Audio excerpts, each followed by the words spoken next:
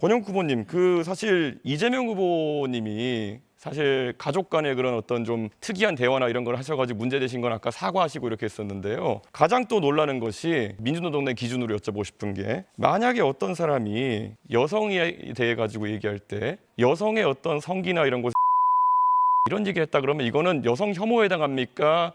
아닙니까? 그건 뭐 답변하지 않겠습니다. 어제 토론에서는 후보자와 후보자 가족의 도덕성 검증을 해야 되는 것이 분명한데, 저는 사실 구체적인 사례보다도 어떤 상황을 가정해서 만약에 이런 상황에 대해서 민주노동당과 민주당의 입장은 어떻냐라는 것을 질문했는데 두 후보님께서 답변을 하기를 꺼려하셨습니다. 저는 그것이 민주진보 진영의 그런 혐오 논쟁에 대한 위선적인 태도다 이렇게 생각합니다. 저는 사실 제가 어제 원래 무슨 발언인지는 인터넷을 통해서 확인하신 분들이 많을 겁니다. 그런데 그 발언을 사실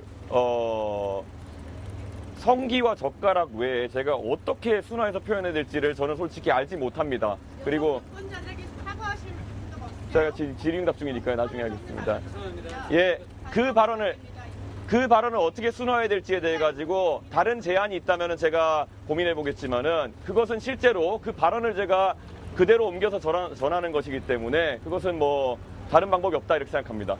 저는 아까 말씀드렸던 것처럼 실제 그 발언에 대해 가지고 제가 원본을 보신 분도 알겠지만은 순화해 가지고 제가 표현한 것이고, 그에 대해서 어떻게 더 순화해야 될지는 잘 모르겠습니다. 물론 그것을 보시면서 불편한 국민들이 있을 수 있다는 것은 저도 알고 있었고, 그리고 그에 대해 가지고는 제가 심심한 사과를 하겠습니다. 하지만 제 입장에 봤을 때는 그것은 그런 언행이 만약에 사실이라고 한다면은 그것은 충분히 검증이 필요한 사안이다 이렇게 보고 있습니다.